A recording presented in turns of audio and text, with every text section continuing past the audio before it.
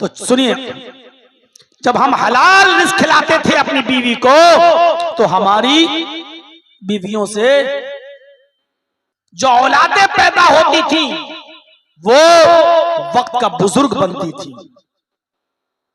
वो मुआशरे और समाज के लिए वो बच्चा इबरत बनता था।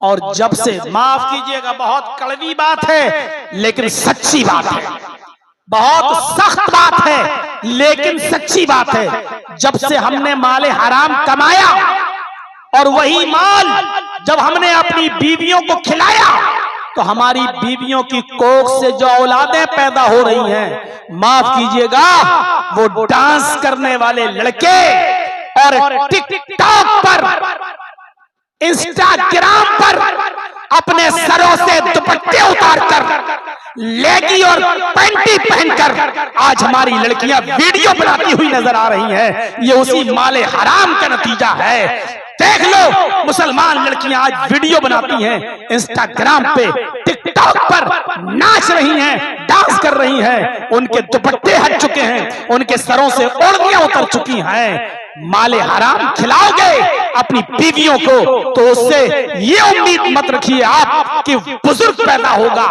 वली पैदा होगा, अल्लाह का नेक बंदा पैदा होगा।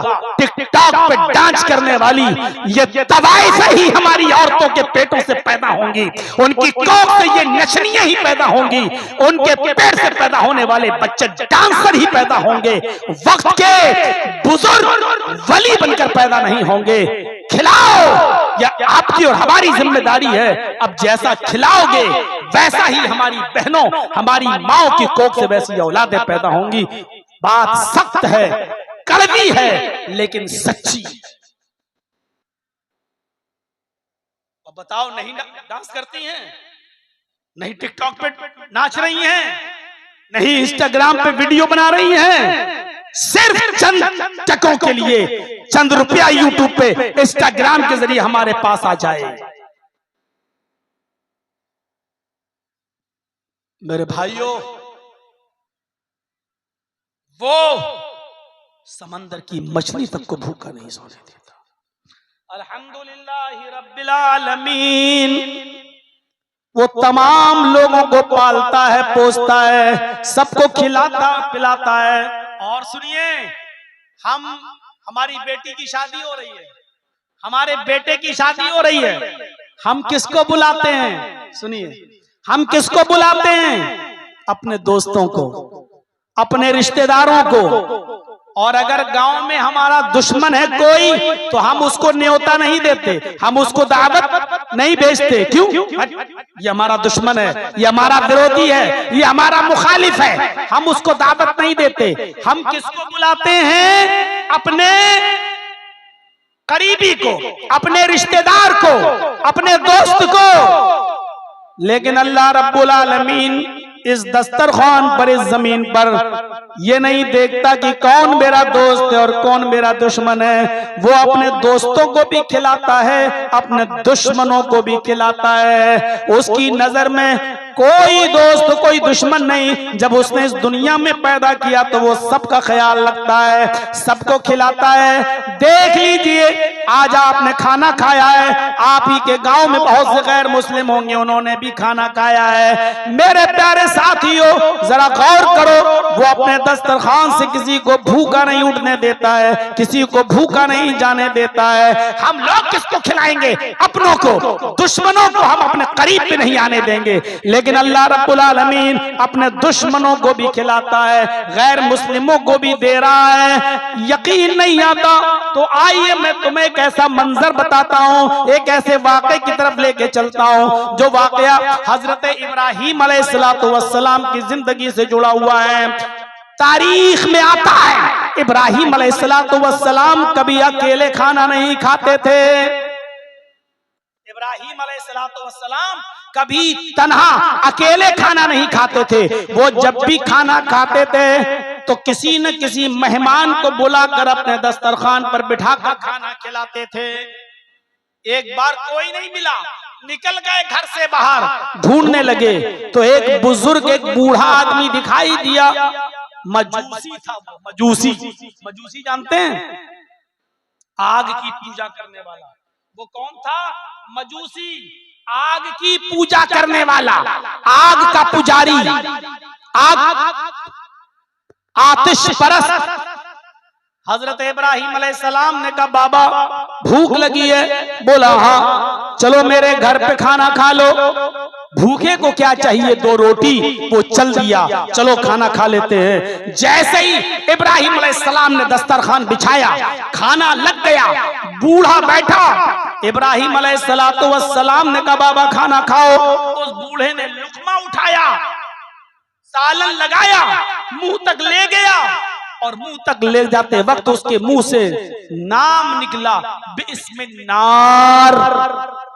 उस बूढ़े ने कहा बिस्मिल्लाह, मैं आग के नाम से खाना शुरू करता हूं। आग, आग का पुजारी था, आग ही उसका खुदा था, आग का को माबूद मानता था, आग की पूजा करता था। उस बूढ़े ने क्या कहा? बिस्मिल्लाह, आग के नाम से मैं शुरू करता हूं खाना। इब्राहिम अलैहिस्सलाम ने हाथ पकड़ लिया उस बुजुर्ग का, कहा बाबा लुकमा नीचे रखो, लुकमा नीचे रखो। उस बूढ़े ने नीचे लुकमा रख दिया। उस बुजुर्ग ने दस्तरखान पर लुकमा रख दिया।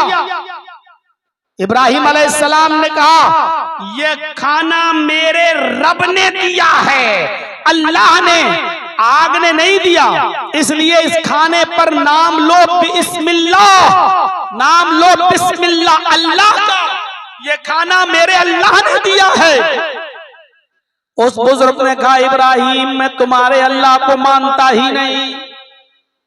उस बुजुर्ग ने कहा इब्राहिम मैं तुम्हारे अल्लाह को मानता ही नहीं, खाना खाऊंगा तो अपने खुदा का नाम लूंगा, तुम्हारे खुदा का नहीं।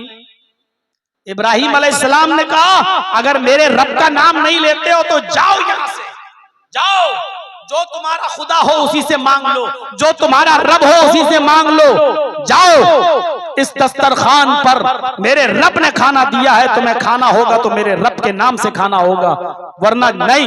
बूढ़े ने खाना छोड़ दिया और चला गया। कहने लगा इब्राहिम जब मैं तुम्हारे खुदा को अपना खुदा नहीं मानता, मैं आग को अपना खुदा मानता हूं, तो फिर मैं तुम्हारा खुदा का नाम क्यों लूं? उठ के चला गया, जाने लगा। 100-200 कदम चला गया। यहां अल्लाह ताला ने इब्राहिम अलैहिस्सलाम के पास जिब्राइल अलैहिस्सलाम को भेज दिया। इब्राहिम अलैहिस्सलाम के पास जिब्राइल अमीन को भेज दिया। जिब्राइल हुक्म लेके आए अल्लाह का, जाओ तुम्हारे रब ने हुक्म दिया है उस बूढ़े को बुलाओ और दस्तरखान पर बैठ के खाना खिलाओ। वो जिसका भी नाम ले रहा है लेने दो, वो जिसका भी नाम ले रहा है लेने दो। इब्राहिम अलैहिस्सलाम गए भागते हुए, उस बुजुर्ग से कहा बूढ़े से बाबा चलो। उसने कहा खाना खा लो। कहा कि मैं तुम्हारे खुदा का नाम नहीं लूंगा। कहा मत लेना। आया, बैठ गया दस्तरखान पर। कहने लगा इब्राहिम ये सूरज पश्चिम से कैसे निकल गया? अभी थोड़ी देर पहले तुमने मुझे भगाया था और ये कहा था मेरे रब का नाम लो, मैंने नहीं लिया। अब मैं अपनी मर्जी से नहीं आया, अब आपने फिर मुझे बुला लिया और अब कह रहे हो जिसका नाम लेना हो ले लो, लेकिन खाना खा लो। इब्राहिम अलैहिस्सलाम ने कहा हाँ आए बुजुर्ग, मेरे रब ने मुझे हुक्म दिया है और मेरे रब ने कहा है आए इब्राहिम उस बूढ़े की उम्र 90 साल है। क्या तुम्हारी उम्र 90 साल है? उस बूढ़े ने कहा हाँ। इब्राहिम अलैहिस्सलाम ने कहा मेरे रब ने मुझे बताया है कि उस बूढ़े की उम्र 90 साल है। उसने इस 90 साल की पूरी उम्र में, इस 90 साल की पूरी जिंदगी में उस बूढ़े ने कभी एक भी बार मेरा नाम नहीं लिया, लेकिन इसके बावजूद मैं उसको 90 साल तक खिलाता रहा, 90 साल तक पिलाता रहा। इब्राहिम जब मैंने ये नहीं देखा कि उसने मेरा नाम लिया या नहीं लिया, लेकिन मैं 90 साल तक बगैर मेरा नाम लिए उस बुजुर्ग को खिलाता रहा, उस बूढ़े को खिलाता रहा, तो तुम कौन होते हो उस बूढ़े को अपने दस्तरखान से भगाने वाले? उसने तो 90 साल से मेरा नाम नहीं लिया। जब मैंने उसका ख्याल रखा, जब मैं उसको खिलाता पिलाता रहा, तो तेरे रब की रुबूबियत को ये गवारा नहीं है कि कोई बंदा तेरे दस्तरखान से भूखा उठ जाए। इब्राहिम उसको पकड़ के लाओ और खिलाओ, इसलिए मैं पकड़ के लाया हूं, खाओ। जब मेरे रब को ऐतराज नहीं तो मुझे क्या ऐतराज है? मेरे रब का नाम तो तूने 90 साल से नहीं लिया। मेरा रब कहता है कि मैंने 90 साल उसका ख्याल रखा, तो आज क्या हो गया है? खा ले बाबा, खा लो। उस बुजुर्ग के आंखों में आंसू आ गए और रोते हुए कहने लगा, इब्राहिम अपना हाथ बढ़ाओ, पहले मेरा रिश्ता भी उस रब से जोड़ दो जो इतना मेहरबान है, इतना मेहरबान है, जो 90 साल तक उसका नाम न लिया फिर भी खिलाता रहा, फिर भी पिलाता रहा, और आज भी उसका नाम न लेने के बावजूद उसने हमको बुलवा लिया आपके जरिए और भूखा दस्तरखान से नहीं जाने दे रहा है। अब देखिए ये आयत कितनी अच्छी लगती है। अल्हम्दुलिल्लाहि रब्बिल आलमीन, वो सिर्फ मुसलमानों को ही नहीं खिलाता है, मोमिनों को ही नहीं खिलाता है, अपने मानने वालों को ही नहीं खिलाता है, बल्कि वो उनका भी ख्याल रखता है जो 90 साल तक उसका नाम नहीं लिए हैं। वो रब्बुल आलमीन है, रब्बुल मुस्लिमीन नहीं, रब्बुल मोमिनीन नहीं, सिर्फ रब्बुल जिन नहीं, सिर्फ रब्बुल इंस नहीं, सिर्फ रब्बुल मलाइका नहीं, सिर्फ रब्बे नबातात नहीं, रब्बे जमातात नहीं, वो सारी कायनात का रब है। और जिस तरह वो हमें खिलाता है, गैर मुस्लिम को भी खिलाता है। हमारी नाक की खुशबू इतनी तेज नहीं, हम एक फल भी खरीदते हैं तो उसको उठाकर पहले सूंघते हैं कहीं खराब तो नहीं है, सड़ तो नहीं गया है, लेकिन अल्लाह ने चींटी के अंदर ऐसी नाक रखी है कि 1 मील 1 मंजिल 2 मंजिल की ऊंचाई पर भी अगर मिठाई रखी हुई है तो वो यहां से रेंगते हुए उस 2 मंजिल की ऊपर भी चढ़ जाएगी और अपनी मिठाई पर पहुंच जाएगी, उस स्वीट को हासिल कर लेगी। अल्लाह उस चींटी को भी खिलाता है, उस कीड़े मकोड़ों को भी खिलाता है, समंदर की तारीकियों में पानी की तह में रहने वाली मछलियों को भी खिलाता है, एक पौधे को भी वो पाल पोस कर बड़ा करके उसमें भी पौधे लगाता है। मेरे भाइयों, वो रब्बुल आलमीन है, वो सबका ख्याल रखता है। इसलिए अल्लाह की किन किन नेमतों को तुम गिनोगे, गिन नहीं पाओगे।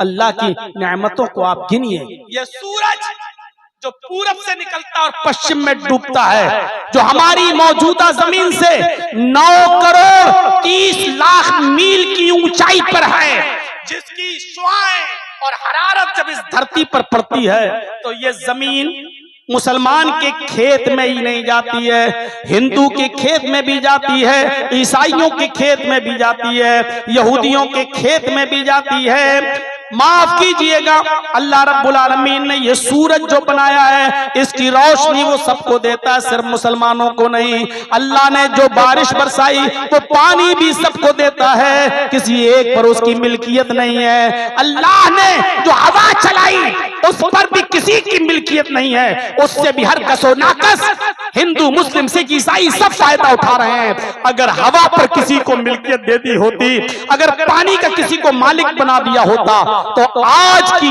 मौजूदा गवर्नमेंट और आज की मौजूदा सरकार हमें और आपको पानी और सांस पर भी पाबंदी लगा देती और ये बोल देती कि आप 1 लीटर से ज्यादा पानी नहीं ले सकते हो, इतनी से इससे ज्यादा हवा आप इस्तेमाल नहीं कर सकते हो। लेकिन गिज़ा का, पानी का, हवा का कंट्रोल अल्लाह रब्बुल आलमीन ने अपने इख्तियार में रखा है। इस पर किसी को मिल्कियत नहीं दी है, इस पर उसने किसी को मिल्कियत नहीं दी है।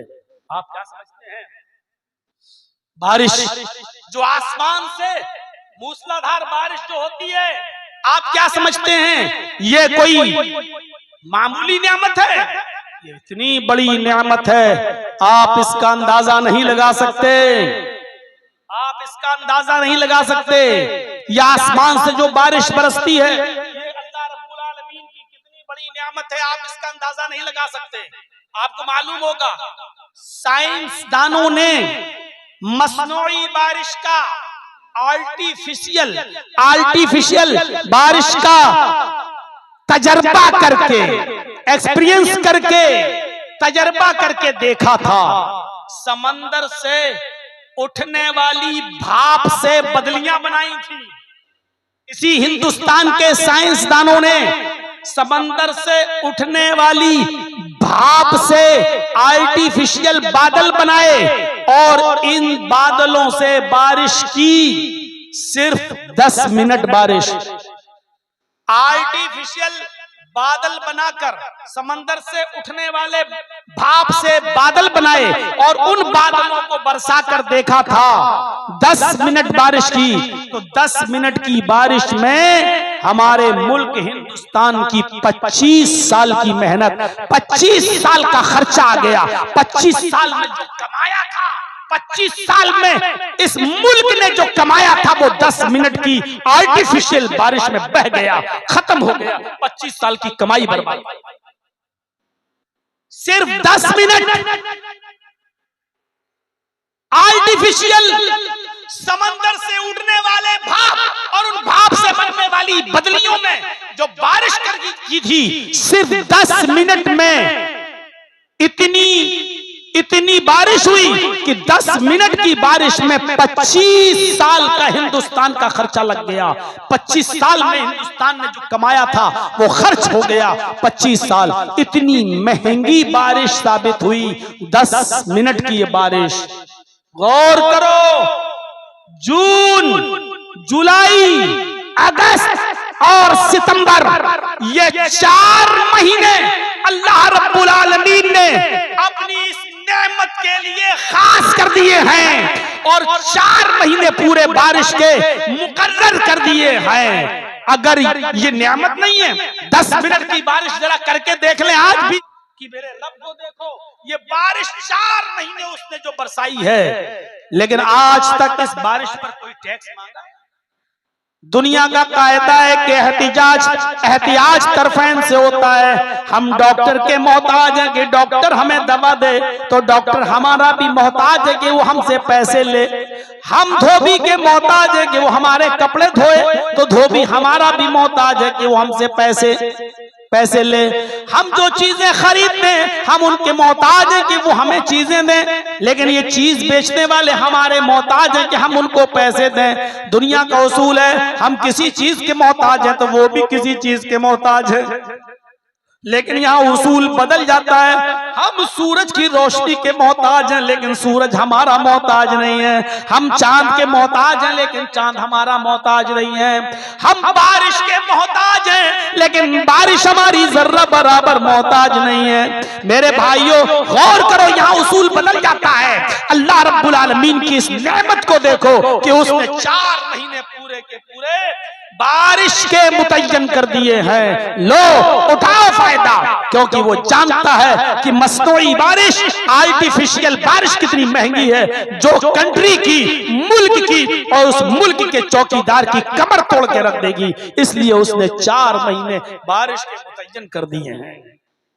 हवा, ये जो चलती है हवा, ये कितनी बड़ी नेमत है। जिन लोगों ने हवाई जहाज का सफर किया होगा उनको अच्छी तरीके से मालूम होगा, जब हवाई जहाज अपने इस्तिताअत से ऊपर उड़ने लगता है और जब हवा का दबाव, हवा का प्रेशर कम हो जाता है तो ऑक्सीजन मास्क अपने आप नीचे आ जाते हैं। नाक और मुंह पे चढ़ा के लंबी लंबी सांसें लेना पड़ती हैं, क्योंकि हवा का दबाव कम हो गया है।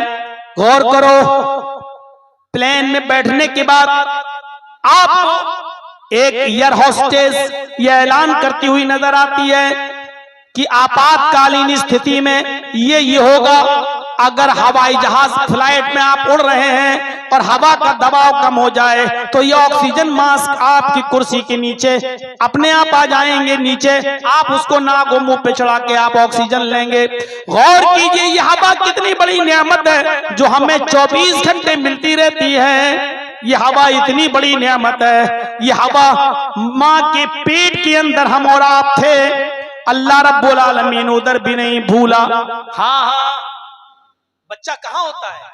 माँ के पेट में नहीं, पेट के अंदर भी एक स्थान होता है जिसको हम रहम बोलते हैं अरबी में, उर्दू में उसको बच्चेदानी बोला जाता है। उस बच्चेदानी में नहीं, उस बच्चेदानी के अंदर भी एक झिल्ली होती है, एक परत होता है, उस परत के अंदर वो बच्चा होता है। हम और आप सब उसी रास्ते से गुजरे हुए हैं। गौर करो, जब रहमे मादर में बच्चा है, कितना अंधेरा, दुनिया का अंधेरा, माँ के पेट का अंधेरा, उस पेट के अंदर बच्चेदानी, उस बच्चेदानी का अंधेरा, उस बच्चेदानी के अंदर झिल्ली, उस झिल्ली का अंधेरा, इतने अंधेरे के अंदर एक बच्चा। लेकिन अल्लाह रब्बुल आलमीन ये हवा, ये ऑक्सीजन उस बच्चे को रहमे मादर में, माँ के पेट में भी पहुंचा रहा है और उस बच्चे को जिंदा रखे हुए है। दुनिया की कोई ताकत है? दुनिया की कोई ताकत है? आप आपातकालीन स्थिति में आईसीयू में ले जाते हैं अपने मरीज को, नाक पर सांस, जब तक ऑक्सीजन चल रहा है सांस, वेंटिलेटर पर जब तक ऑक्सीजन चल रहा है वो सांसें ले रहा है बस। हालांकि वेंटिलेटर पर पहुंचने के बाद 80 नहीं 90% आदमी फिर वापस नहीं आता है, क्योंकि अब वो कोमे में जा चुका है, उसकी दिमागी पोजीशन ठीक नहीं है, वो किसी ऑक्सीजन के जरिए बस दिल तक पंप चल रहा है। जैसे ही वेंटिलेटर से आपने मास्क हटाया और वो आदमी मर जाता है। गौर करो मेरे प्यारे साथियों, रहमे मादर में भी अल्लाह रब्बुल आलमीन अपने बच्चे को नहीं भूल रहा है, उधर भी ऑक्सीजन पहुंचा रहा है। और जब वो बच्चा माँ के पेट से बाहर आया, मेरे भाइयों, हम और आप माँ के पेट से जैसे ही बाहर आए तो डायरेक्ट तो चावल खाने नहीं लगे, डायरेक्ट तो रोटी खाने नहीं लगते हैं, डायरेक्ट तो खजूर खाने नहीं लगते हैं। इन चीजों को हजम करने के लिए अभी हमारे पास उतना अच्छा लीवर नहीं है, हमारे पास उतना अच्छा पेट नहीं है कि इन तमाम चीजों को अभी हजम कर सकें। अभी हमारे मुंह में दांत भी नहीं है। डॉक्टर ने कहा है माँ भी पानी भी नहीं पिला सकती बच्चे को 6 महीने तक। हाँ, अब इस 6 महीने तक इस बच्चे को सबसे ज्यादा सख्त जरूरत जिस चीज की है वो है माँ का दूध। जिस माँ के पिस्तान अभी तक सूखे थे, जिसके ब्रेस्ट अभी तक सूखे थे, शादी के बाद भी उन ब्रेस्टों में दूध नहीं आया था, उन पिस्तानों में दूध नहीं आया था। लेकिन जैसे ही बच्चा माँ के पेट से बाहर आता है, अल्लाह रब्बुल आलमीन उस बच्चे की ग़िज़ा को चालू कर देता है और उसकी माँ की पिस्तान को दूध से भर देता है। ये अल्लाह है जो अपने बंदे को माँ के पेट से भी नहीं भूल रहा है और पेट से आने के बाद उसने ग़िज़ा का पहले इंतजाम कर दिया। जिन चीजों की जरूरत है वो दुनिया में हम आए तो वो चीजें पहले से मौजूद थी। हवा की जरूरत थी, हवा पहले से मौजूद है। पानी की जरूरत है, पानी पहले से मौजूद है। माँ के दूध की जरूरत है, माँ के पिस्तान में दूध मौजूद है। मेरे भाइयों, गौर करो, ये सारी की सारी चीजें हमारे और तुम्हारे माँ बाप किसी किराना मर्चेंट की दुकान से खरीद कर नहीं लाए थे। ये अल्लाह रब्बुल आलमीन की नेमतें हैं और अल्लाह रब्बुल आलमीन इन्हीं नेमतों को याद दिलाते हुए कह रहा है,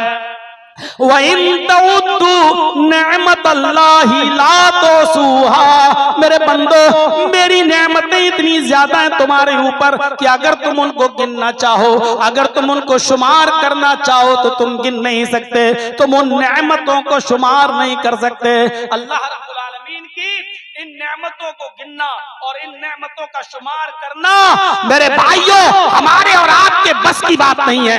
ये हाथ अल्लाह की नेमत है, ये पैर अल्लाह की नेमत है, ये जर्जीस जो बोल रहा जबान अल्लाह की नेमत है, आप जिन कानों से सुन रहे हो ये कान अल्लाह की नेमत है।